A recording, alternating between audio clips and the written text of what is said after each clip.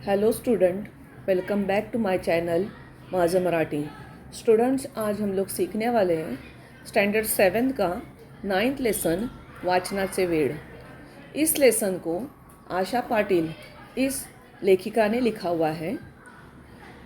इस lesson में एक माँ अपने बच्ची को वाचन के लिए मतलब रीडिंग करने के लिए कैसा शौक़ पैदा करती है और उसके लिए कौन सी आइडिया करती है ये बताया गया है। तो स्टूडेंट स्टार्ट करते हैं। आजकालच्या मुलांना वाचन म्हणजे कंटाळवाणी गोष्ट वाटते। TV, video games, computer, mobile या सर्वांशी त्यांची मैत्री पक्की झाली आहे। आजकल के बच्चों को वाचन मतलब रीडिंग करना बहुत कंटालवाना लगता है, मतलब बहुत बोरिंग लगता है, क्योंकि बच्चे आजकल टीवी में, वीडियो गेम्स में, कंप्यूटर में, मोबाइल में उनकी पक्की दोस्ती है और उनके साथ ही वो खेलते रहते हैं। इसके लिए बैठ के एक जगह बैठ के वाचन करना, रीडिंग करना उनको बहुत बोरिंग लगता है। खरे तर सोनालीलाही पाठ्यपुस्तकांव्यतिरिक्त इतर पुस्तक वाचनाची बिल्कुल आवडत नव्हती। इस लेसन में जिस लड़की का उल्लेख किया है उसका नाम है सोनाली। सोनाली को भी पाठ्यपुस्तक के अलावा, व्यतिरिक्त मतलब पाठ्यपुस्तक के अलावा, पाठ्यपुस्तक को इंग्लिश में टेक्स्ट बुक कहते हैं।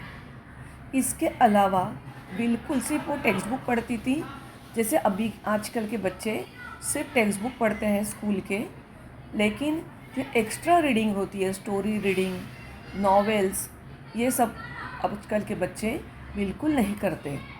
तो सोनाली भी सिर्फ पाठ्यपुस्तक की ही पढ़ाई करती थी, रीडिंग करती थी, टेक्स्ट बुक की ही रीडिंग करती थी और बाकी बुक्स की रीडिंग करना उसे बिल्कुल पसंद नहीं था। तिची आई आणि मोठ्या भावाला मात्र आवड नव्हे तर वाचनाचे वेडच होते, लेकिन उसकी माँ, आई मतलब माँ, और मोठा भाऊ मतलब बड़ा भाई, इन्हें वाचन का मतलब रीडिंग करने का बहुत वेड था, बहुत उनको शौक था। तिच्या आईने बराच वेळा वाचनाकडे तिचे मन वळवण्याचा प्रयत्न केला। उसकी माँ ने बहुत बार उसका दिल वाचन की तरफ जाए, रीडिंग में उसको शौक पैदा हो, इसलिए बहुत सारी कोशिशें की। आपल्या अभ्यासाशिवाय दररोज किमान 2 पाने अवांतर वाचावीत असे तिचे मत होते। अपना होमवर्क करके, जो डेली का अपना होमवर्क है, क्लास वर्क है, वो करके कम से कम 2 पाने मतलब 2 पेजेस अवांतर एक्स्ट्रा पढ़ना चाहिए, ऐसा माँ का कहना था। स्कूल की पढ़ाई के व्यतिरिक्त, स्कूल की पढ़ाई के अलावा, व्यतिरिक्त मतलब अलावा, बाकी बुक की भी कम से कम 2 पेजेस पढ़नी चाहिए, ऐसा उसकी माँ का कहना था। खूप प्रयत्न करूनही सोनालीला अवांतर वाचनासाठी प्रवृत्त करता आईला यश येत नव्हते। बहुत कोशिश करी उसकी मम्मी ने, लेकिन फिर भी सोनाली को अवांतर वाचन के लिए, अवांतर मतलब अवांतर वाचन के लिए, थोड़ा एक्स्ट्रा रीडिंग करने के लिए, एक्स्ट्रा बुक्स पढ़ने के लिए, प्रवृत्त करने के लिए उसकी माँ को यश नहीं मिल रहा था। प्रवृत्त मतलब उसको उसमें शौक़ पैदा करने में उसकी माँ को सफलता नहीं मिल रही थी। एकदा सुट्टीमध्ये तिच्या आईने एका गोष्टीचे पुस्तक तिच्या हातात दिले आणि तिला सांगितले, सोनाली, मला एका शाळेत पाहुणी म्हणून बोलावले आहे, तिथे मुलांना मी एक गोष्ट सांगणार आहे। एक दिन छुट्टी मतलब छुट्टी, हॉलिडे, उसकी माँ ने एक गोष्टीचे पुस्तक मतलब स्टोरी बुक, गोष्टीचे पुस्तक मतलब स्टोरी बुक्स उसके हाथ में दिया और कहा कि मुझे एक स्कूल में मेहमान के तौर पे जाना है, मुझे इस स्कूल में मेहमान के तौर पे इनवाइट किया गया है। वहाँ पे मुझे बच्चों को एक स्टोरी बतानी है, स्टोरी सुनानी है, स्टोरी सुनानी है। मला खूप काही गोष्ट माहिती आहेत, पण कोणती गोष्ट सांगू ते समजेना। मुझे बहुत सारी गोष्टी मालूम है, मुझे बहुत सारी स्टोरीज़ पता है, लेकिन कौन सी स्टोरी सुनाऊं ये मुझे समज में नहीं आ रहा. या पुस्तकातली एक गोष्ट सांगावी असं वाटतं आहे. मुझे ऐसा लगता है कि इस बुक से एक स्टोरी मैं बच्चों को सुनाऊं. तू यातली एक छानशी गोष्ट मला निवडून दे. तू इसमें से कोई एक स्टोरी मेरे लिए सिलेक्ट कर. निवडून दे मतलब सिलेक्ट कर. मी तीच गोष्ट शाळेत सांगेन. मैं वही स्टोरी जो तूने सिलेक्ट की थी, वही स्टोरी मैं स्कूल में बच्चों को सुना दूंगी. आईला मदत म्हटल्यावर सोनालीला शाळेत बाईंनी सांगितलेलं आठवलं. आईने मदत मांगी थी. उस वक्त मदत मतलब हेल्प मांगी थी आई ने. उस वक्त सोनाली को अपने स्कूल टीचर ने जो कहा था वो याद आया. शाळेत बाईंनी मतलब क्लास टीचर. आपण सर्वांना मदत केली पाहिजे. या मदतीची सुरुवात घरापासून करा.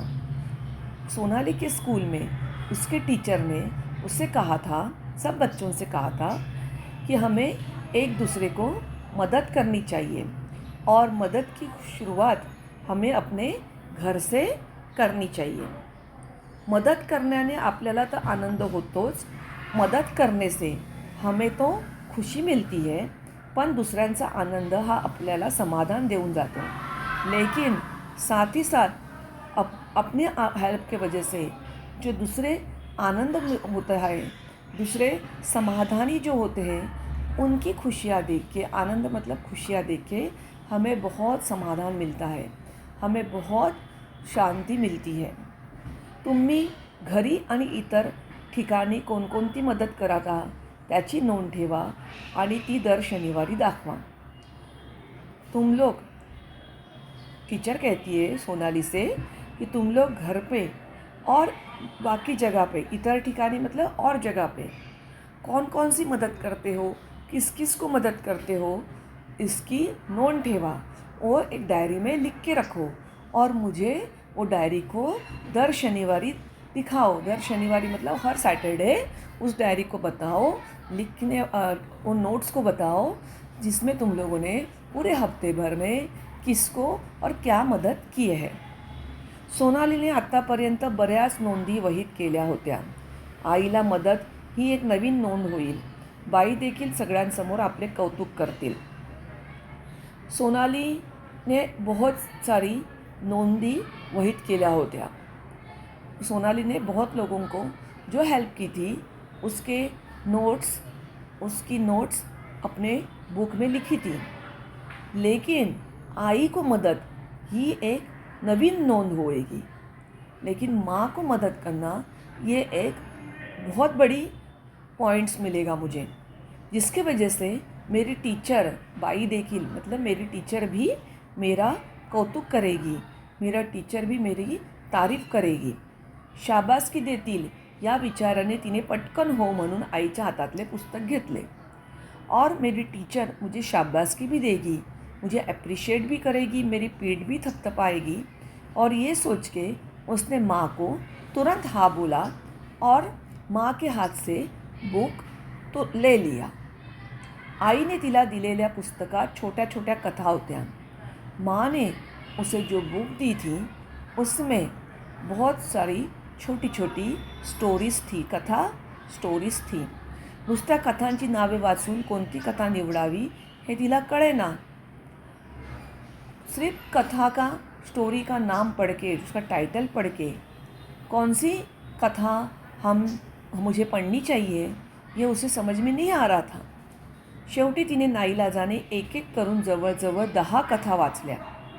आखिर उसको नाईलाज से मतलब कोई उसके पास रास्ता नहीं था तो उसने एक एक करके कम से कम 10 स्टोरीज़ पढ़ी. माँ ने जो कथा स्टोरी बुक दी थी उसके स्टोरी बुक का नाम पढ़ के अंदर स्टोरी में क्या है, किस बारे में स्टोरी है, उसको समझ में नहीं आ रहा था. इसलिए आखिर में उसको 10 स्टोरी एक एक करके पढ़नी पड़ी. अवघ्या 1-1.5 तासात सारे पुस्तक वाचून झाले.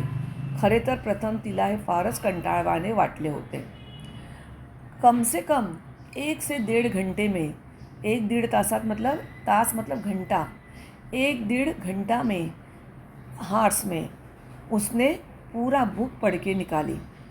और स्टार्टिंग में वो सोच रही थी कि सच में इतना बड़ा बुक पढ़ना बहुत बोरिंग आहे, कंटाळवाणे बहुत बोरिंग आहे. पण जसजशी ती पुस्तकातल्या कथा वाचू लागली, लेकिन जैसे जैसे वो बुक्स की स्टोरीज पढ़ने लगी, तसतशी तिला पुढची कथा काय आहे, त्यात काय लिहिले आहे याविषयी उत्सुकता वाटू लागली. वैसे वैसे उसे आगे की कथा क्या है, उसमें क्या लिखा है, इसकी उत्सुकता, क्युरियोसिटी उसे लगने लगी. त्यानंतर तिने पुस्तक केव्हा संपवले हे तिला कळलेच नाही. और फिर बाद में उसने कब बुक ख़त्म किया, पढ़ के पूरी बुक ख़त्म हो गई, वे उसे समझ में आया ही नहीं. कथा तर सगळ्याच आवडल्या, त्यातील कोणती निवडावी ते समजेना. ती आईकडे गेली व आपल्या समोरील समस्या सांगितली. स्टोरी बुक में बहुत अच्छी अच्छी स्टोरीज थी, लेकिन उसमें से कौन सी सिलेक्ट करना ये सोनाली को समझ में नहीं आ रहा था. आखिर वो अपनी माँ के पास गई और अपने माँ को अपनी प्रॉब्लेम बताई. मग आईने तिला प्रत्येक कथेचा थोडक्यात सारांश एका पानावर लिहिण्यास सांगितले. आई ने उससे कहा कि हर एक स्टोरी का थोड़ी सी समरी अब एक पेज पे लिखा कर. हर एक स्टोरी में से थोड़ी थोड़ी समरी एक पेज पे लिखा कर. सोनालीला प्रथम हे काम सोपे वाटले, पण 1-2 कथानंतर पुढच्या कथेत काय आहे हे पटकन आठवेनाच. सोनाली को सबसे पहले तो ये काम बहुत इजी लगा, लेकिन 1-2 कथा की समरी लिखने के बाद आगे की कथा में क्या है ये उसको याद ही नहीं आ रहा था. तिने आईला मी पुन्हा एकदा पुस्तक वाचते म्हणून सांगितले. इसलिए उसने अपनी माँ से कहा कि मैं वापस स्टोरी बुक पढ़ती हूँ. खरे तर आज घरात आजी, आजोबा, बाबा, दादा, काकू, काका या साऱ्यांना सोनालीकडे पाहून नवल वाटले होते. घर में जितने भी मेंबर्स थे, आजी थी, आजोबा थे, ग्रैंड पेरेंट्स, बाबा, दादा, पप्पा, बड़ा भाई, काकू, काका, चाचा, चाची, इन सबको सोनाली का ये व्यवहार बहुत आश्चर्य कर रहा था. आता तिने एक पान घेतले. त्या पानावर कथेचे नाव आणि त्या कथेत काय सांगितले आहे ते थोडक्यात लिहिले. उसने एक पेज ली, पान मतलब पेज ली, और उस पेज पे कथा का नाम, स्टोरी का नाम और उस स्टोरी में क्या है ये लिखी. ये उसने समरी करके लिखी. बघता बघता तिचे पान भरले होते. देखते देखते और लिखते लिखते पूरा पेज भर गया. ती पळतच आईकडे गेली आणि तिने आईला ते पान दाखवले. वो भाग भाग के माँ के पास गई और उसने माँ को पेज दिखा दी. आईला ते सारे पाहून तिचे खूप कौतुक वाटले. आई को ये सब सुन के और ये सब देख के बहुत कौतुक लगा, बहुत खुशी मिली. आईने तिचे घरातल्या साऱ्यांपुढे कौतुक केल्यामुळे तिचा आनंद गगनात मावत नव्हता. आई ने घर में सबके सामने सोनाली का कौतुक किया, उसकी तारीफ़ की, उसको शाबाशी दी. तो इस वजह से सोनाली का आनंद गगनात मावत नव्हता. उसको बहुत खुशी मिल रही थी. आनंद गगनात मावत नव्हता मतलब बहुत ज़्यादा खुशी मिलना. शाळेत गेल्यानंतर तिने आपण काल आईला काय आणि कशी मदत केली ते सांगितलं. स्कूल में जाने के बाद उसने अपने माँ को क्या मदद करी, किस तरह से मदद करी ये बताई आणि सोबत एक कथा ऐकवली और एक स्टोरी भी सबको सुनाई. तिने आजपर्यंत कधीच अवांतर वाचन केले नव्हते. उसने आज तक कोई भी एक्स्ट्रा रीडिंग किया नहीं था, कोई भी बुक रीडिंग की नहीं थी. तिच्यातला हा आमूलाग्र बदल सर्वांना आनंद देनारा होता. उसके अंदर जो बदल हुआ था वो सबको बहुत खुशी देने वाला था. वर्गात प्रथम बाईंनी आईला मदत केली म्हणून अभिनंदन केलं. स्कूल में सबसे पहले टीचर ने उसका अभिनंदन किया क्योंकि उसने आईको मदत की थी आणि नंतर तिने वर्गात एक एवढी छान गोष्टी सांगितली म्हणून कौतुकाने तिच्या पाठीवर शाबासकी दिली। और स्कूल में उसने क्लास में उसने एक बहुत अच्छी स्टोरी सुनाई बोल के टीचर ने उसको शाबाशी भी दी थी। टीचर ने सोनाली को अभिनंदन किया क्योंकि उसने उसकी माँ को मदद की और शाबाशी दी क्योंकि उसने एक बहुत अच्छी स्टोरी क्लास में सुनाई थी। सोनालीला आज खूप आनंद झाला होता। तिने आता घरातल्या शाळेच्या वाचनालयातल्या अनेक पुस्तकांचे वाचन करायचे ठरवले होते।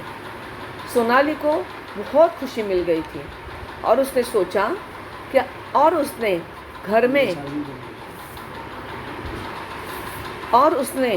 घर में और स्कूल में जो लाइब्रेरी में जो बुक्स थे उन सब बुक्स को पढ़ने का डिसाइड किया। आई ने सांगितल्याप्रमाणे तिने एक वही केली होती। उसकी माँ ने उसे बताया था कि एक बुक बनाना, उसने वो भी बनाई। वही मतलब नोटबुक।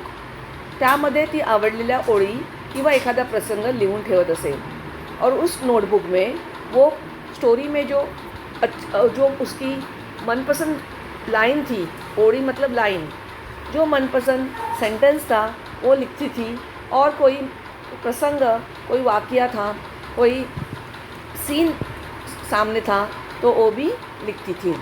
सोनालीला प्रोत्साहन देण्यासाठी बाबांनी तिला वाढदिवसाला एक छानसे पुस्तक तिला भेट केले। सोनाली को इंकरेज करने के लिए, प्रोत्साहन मतलब इंकरेज करने के लिए बाबा ने उसे वाढदिवस मतलब बर्थडे पे एक बहुत अच्छा बुक, छान से बुक मतलब बहुत अच्छा बुक भेट दिया आणि सोबत तिच्या वर्गातील साऱ्याच मुलामुलींना एक एक पुस्तक भेट स्वरूपात दिले और क्लास में जो बच्चे थे उनको भी एक एक बुक गिफ्ट के तौर पे दिया। सोनालीला आता पुस्तक वाचत जा असे सांगण्याची गरजच उरली नव्हती। सोनाली को अभी पुस्तक पढ़ते जा ऐसे बोलने की कोई ज़रूरत ही नहीं होगी। बाबा ने भी उसको बर्थडे पे एक बहुत अच्छा बुक गिफ्ट किया और साथ ही उसके क्लास में जितने भी बच्चे थे उनको भी एक एक बुक गिफ्ट के रूप में दे दिया।